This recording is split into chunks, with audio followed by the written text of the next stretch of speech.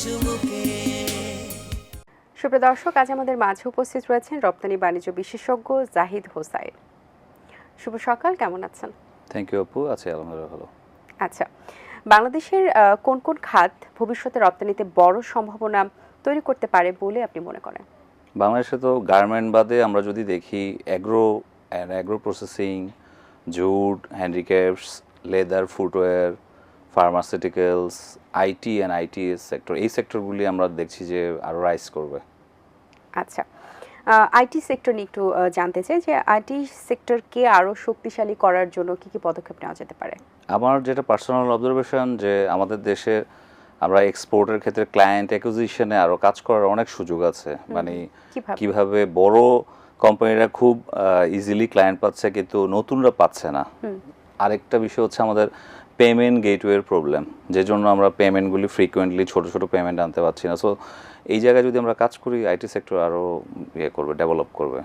আচ্ছা, এবং কৃষি পণ্যের ক্ষেত্রে কিভাবে শক্তিশালী করা যেতে পারে? কৃষিতে আমরা যেটা দেখছি যে post harvest supply chain, logistics and cool chain and refrigerator ভেহিকেলের বড় ধরনের প্রবলেম।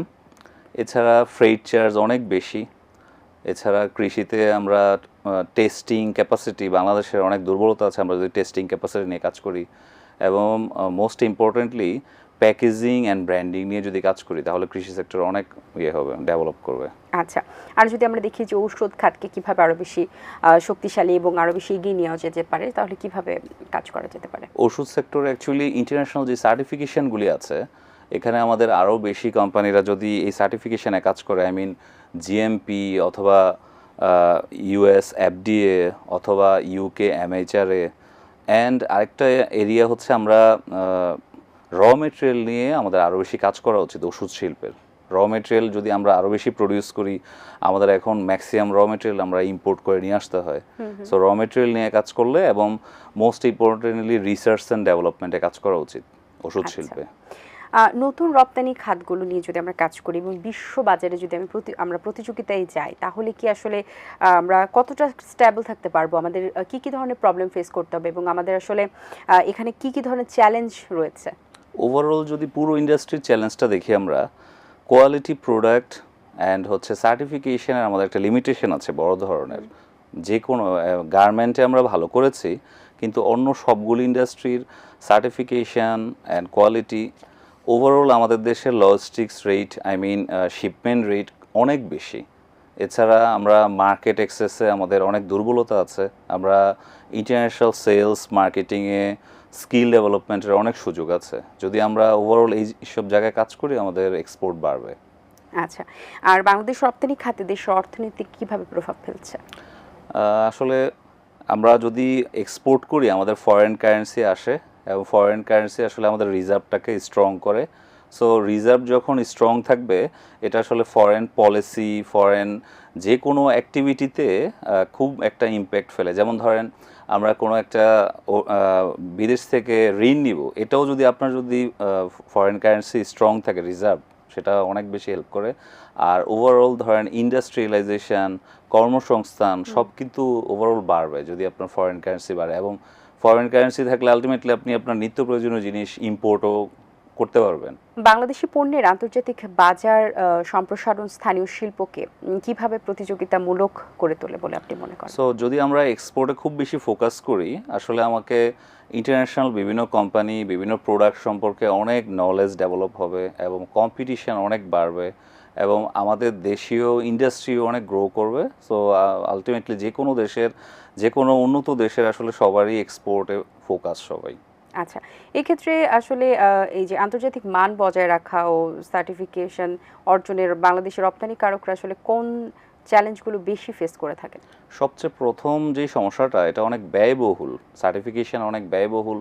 সো অনেক লেন্দি প্রসেস। হ্যাঁ, অনেক লেন্দি প্রসেস, অ্যান্ড এই সার্টিফিকেশনগুলি করার জন্য অনেক স্কিল লোক দরকার, আমাদের ওই ধরনের লোক নাই। তারপরে ওভারঅল ইনফ্রাস্ট্রাকচারে অনেক লিমিটেশন আছে আমাদের।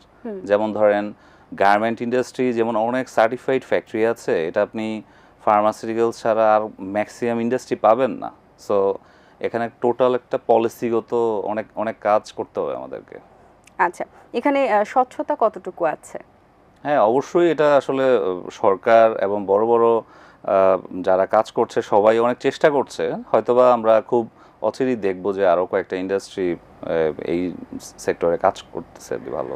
আচ্ছা, এবার একটু জানতে চাই ট্যারিফ, নন ট্যারিফ ব্যারিয়ার, যেমন যদি বলি কোটা, তারপর নিরাপত্তা মানদণ্ড, ল্যাব টেস্ট, বাংলাদেশের রপ্তানি প্রবাহকে কিভাবে সীমিত করে এটা? এটা আসলে আমরা একটা অভ্যস্ত হয়ে যাচ্ছি যে আমাদের কোটা লাগবে এবং কোটা দিয়ে আমি শুধু কাজ করব, কিন্তু কোটার কিন্তু একটা লিমিটেশন আছে। আপনি যখন কোটা দিয়ে লং টাইম কাজ করবেন, আপনার প্রাইসের একটা লিমিটেশন থাকে। আপনি কিন্তু ইচ্ছে মতো প্রাইসিং করা যাচ্ছে না। সো লং টার্মের ক্ষেত্রে আমরা যেমন এলডিসিতে যাওয়ার জন্য একটা ইনডিসিশনে আছি, কিন্তু লং টার্মে আমাকে এই মানে ফ্রি মার্কেটে কিন্তু ফাইট করার মতো ক্যাপাসিটি ডেভেলপ করতেই হবে, নাহলে লং রানে আমরা টিকবো না। সো শুধু কোটার উপর ডিপেন্ড করেও আমরা লং টাইম থাকতে পারবো না অ্যাকচুয়ালি। আচ্ছা, আমরা যদি দেখি যে রপ্তানি কারকরাও তো বেশ কাজ করছেন, এবং আমরা প্রবাসী শ্রমিকদের সবসময় আসলে রেমিটেন্স যোদ্ধা বলে থাকি। সেক্ষেত্রে রপ্তানি কারকদের কেন এটা বলা হয় না, বা তাদের আসলে সমান মর্যাদা দেওয়ার ক্ষেত্রে কি করা যেতে পারে?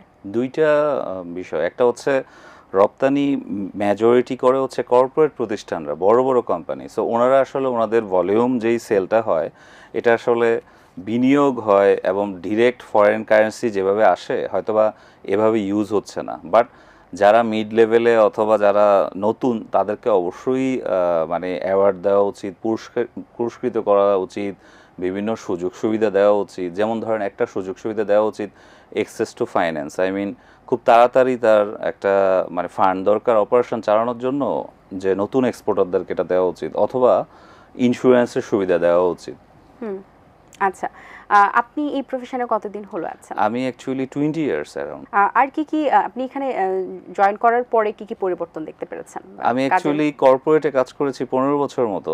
তারপরে আমি সব বড় বড় কোম্পানিতে, কিন্তু এরপরে যখন আমি প্রবলেমগুলি দেখছিলাম, তখনই আমি আমার প্রতিষ্ঠান এক্সপোর্ট সেবা ডেভেলপ করি আর কি, এটা কনসাল্টিং অ্যান্ড এক্সপোর্ট হাউস। আমরা মেইনলি কাজ করছি হচ্ছে নতুনদেরকে এক্সপোর্টে নিয়ে আসার জন্য। যতগুলি কমপ্লেক্স প্রসেস আমরা দেখতে পেলাম যে বাংলাদেশের সাধারণ মানুষের কিন্তু এক্সপোর্টের বেসিক ইনফরমেশন জানছে না। সো এই অ্যাওয়ারনেস নিয়ে কাজ করছি আমরা, মানুষকে চেষ্টা করছি অ্যাওয়্যার করার জন্য। আচ্ছা, এই ক্ষেত্রে প্রশাসন এবং আসলে মিডিয়ার আপনি কি ধরনের সহযোগিতা প্রত্যাশা করেন? আমরা আসলে মিডিয়ার যদি এক শব্দে বলতে চাই, বাংলাদেশের কান্ট্রি ইমেজ কিন্তু খুব উইক। সো ইন্টারন্যাশনাল ব্যবসা, আই মিন এক্সপোর্ট ব্যবসা তারাই ভালো করে যাদের অনলাইন প্রেজেন্স খুব স্ট্রং। সো মিডিয়ার অ্যাকচুয়ালি আমাদের দেশের নতুনদের, নতুন এক্সপোর্টারদের নতুন প্রোডাক্টকে প্রমোট করা উচিত, এবং এতে ওয়ার্ল্ড মার্কেটে আমাদের সম্পর্কে জানবে বেশি, এবং আমাদের প্রবাসী যারা আছে তারাও আমাদের প্রোডাক্টের প্রতি ইন্টারেস্টেড হবে। সো মিডিয়া এখানে খুবই ইম্পর্ট্যান্ট একটা রোল প্লে করতে পারে। আচ্ছা, নতুন যারা আসলে আছেন, এই সেক্টর নিয়ে হয়তো বা পড়াশোনা করছেন বা এই সেক্টরে আসতে চান, তাদের উদ্দেশ্যে কি পরামর্শ থাকবে আপনার? আসলে প্রথমে হচ্ছে পুরো প্রসেসটা জানা, পুরো প্রসেস, যেমন প্রসেসে অনেকগুলি পার্ট থাকে, এবং প্রসেসটা যদি ভালোভাবে জানে এবং যদি ট্রেইনড আপ হয়, বাংলাদেশের অনেক গভর্নমেন্টের অনেক ট্রেনিং প্রোগ্রাম আছে, যদি প্রসেসটা জানে এবং মাইন্ডসেট ঠিক থাকে, এবং একটা মেইন ব্যাপার সেটা হচ্ছে একটা ভালো প্রোডাক্ট চুজ করতে হবে এবং একটা ভালো বায়ার, অ্যান্ড দেন ওনার এক্সপোর্ট ব্যবসা আসলে আহামরি কোনো কঠিন জিনিস না। অসংখ্য ধন্যবাদ আপনাকে, অনেক কিছু জানতে পারলাম। অনেক শুভকামনা রইল আপনার জন্য, ভালো থাকবেন সব। থ্যাংক ইউ আপু।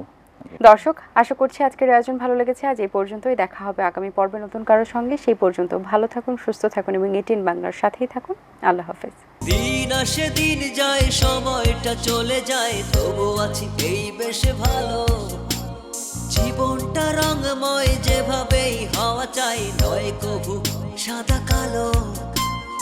এই আশাতে স্বপ্ন ভাসে, সুখ হাসে চোখে মুখে, চায়ের চুমুকে।